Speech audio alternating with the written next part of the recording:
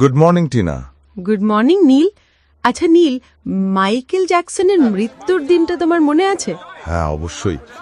2009 সালের 25শে June Michael জ্যাকসনের মৃত্যুতে যেন পুরো পৃথিবী থমকে দাঁড়িয়েছিল। ভক্তরা কান্নায় ভেঙে পড়েছিল, কনসার্ট বাতিল হয়েছিল, শোকসভা আয়োজন করা হয়েছিল।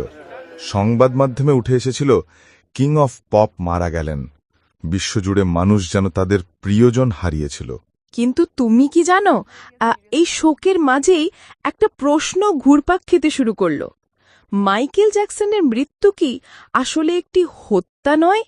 এই ধারণা কতটা সত্যি বলে তোমার মনে হয়? দেখো টিনা, কোনো সিদ্ধান্ত নেবার আগে আমাদের মাইকেল জ্যাকসনের জীবনের কিছু গুরুত্বপূর্ণ ঘটনা বিশ্লেষণ করা দরকার। 1958 সালে ইন্ডিয়ানার গ্যারি শহরে জন্মগ্রহণ করেন মাইকেল। কিন্তু তার শৈশব মোটেই সুখর ছিল না। বাবা জোসেফ জ্যাকসন কঠোর নিয়মের সন্তানদের গড়ে তুলতে চাইতেন, যেখানে আবেগের কোনো জায়গা ছিল না। ঠিক তাই। আমি শুনেছিলাম মাইকেল জ্যাকসন একটি সাক্ষাৎকারে নিজেই বলছেন, আমার বাবা ভেবেছিলেন তিনি আমাকে সাহায্য করছেন, কিন্তু আসলে তিনি আমাকে মানসিকভাবে আঘাত করছিলেন। সেই জন্যই মনোবিদরা বলেন এই পরিবেশ তার মধ্যে গভীর নিরাপত্তাহীনতা ও উদ্বেগ সৃষ্টি করেছিল, যা আজীবন তাকে তাড়া করেছে। মাত্র 11 বছর বয়সে মাইকেল হয়ে ওঠেন জ্যাকসন 5 দলের তারকা। তার প্রতিভা রাতারাতি আলো ছড়ায়। এবিসি এবং আই ওয়ান্ট ইউ ব্যাক তাকে বিশ্বজোড়া পরিচিতি এনে দেয়। কিন্তু সেই খ্যাতির আড়ালে তার শৈশব হারিয়ে যায়। বন্ধুদের সঙ্গে খেলাধুলার বদলে তার চারপাশে ছিল ম্যানেজার, নিয়মকানুন আর সীমাহীন প্রত্যাশা। একদমই তাই। তিনি খুব ছোট বয়সেই স্টার হয়ে যান, অথচ শিশু সুলভ জীবন থেকে বঞ্চিত হন। এরপর 1979 সালে অফ দ্য ওয়াল অ্যালবাম সঙ্গীতের দুনিয়ায় বিপ্লব আনল, আর 1982 সালে থ্রিলার ইতিহাসের সবচেয়ে বেশি বিক্রি হওয়া অ্যালবাম হয়ে ওঠে। 66 মিলিয়নেরও বেশি কপি বিক্রি হয়। তবে খ্যাতির সঙ্গে সঙ্গে বেড়েছে নিখুঁত হওয়ার চাপ। মিডিয়া তার প্রতিটি পদক্ষেপ নজরদারি করত।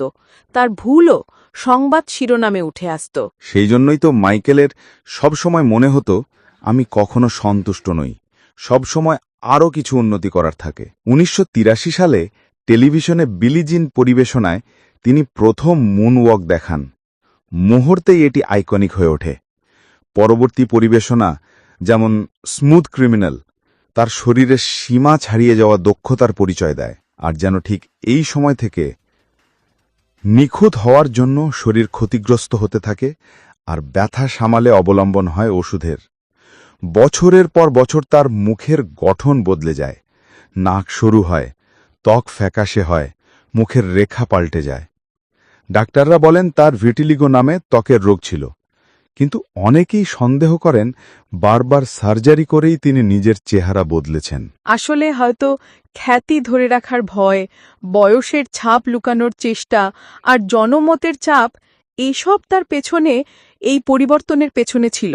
কিন্তু আমি শুনেছি পরবর্তীকালে তার বিবাহিত জীবনও তেমন সুখের হয়নি। একথা কি সত্যি? 1994 সালে তিনি বিয়ে করেন এলভিস প্রেসলির কন্যা লিসা আমেরিকে। সম্পর্কটি বেশিদিন স্থায়ী না হলেও এটি ছিল সঙ্গের জন্য তার আকুলতার প্রকাশ। 1996 সালে তিনি বিয়ে করেন নার্স ডেবি রোয়েকে। তাদের দুটি সন্তান, প্রিন্স ও প্যারিস। পাশাপাশি তার তৃতীয় সন্তান ব্ল্যাঙ্কেট জন্ম নেন। পিতৃত্ব তাকে কিছুটা আশ্রয় দিলেও মিডিয়ার নজরদারি, পারিবারিক চাপ এবং নিজের স্বাস্থ্য সমস্যা তাকে আরও ক্লান্ত করে তোলে। আর কি একটা স্ক্যান্ডালের কথা শুনেছিলাম। মাইকেলের জীবনের সবচেয়ে বড় অন্ধকার ছিল শিশুর ওপর নির্যাতনের অভিযোগ। 1993 সালে মামলা হয়। যদিও তার সমঝোতায় শেষ হয়, তবুও তার খ্যাতি তীব্রভাবে ক্ষতিগ্রস্ত হয়। 2005 সালে তিনি আদালতে দাঁড়ান। সব অভিযোগে তাকে দোষমুক্ত করা হয়, কিন্তু মানুষের বিশ্বাস আর ফিরে আসেনি। বন্ধুরা দূরে সরে যায়, পরিবারও দুর্বল হয়। নিঃসঙ্গতা তার সঙ্গী হয়, আর নির্ভরতায় পরিণত হয় ওষুধ। নিজেকে রক্ষা করতে তিনি তৈরি করেন নেভারল্যান্ড র্যাঞ্চ, এক শিশুসুলভ স্বপ্নরাজ্য।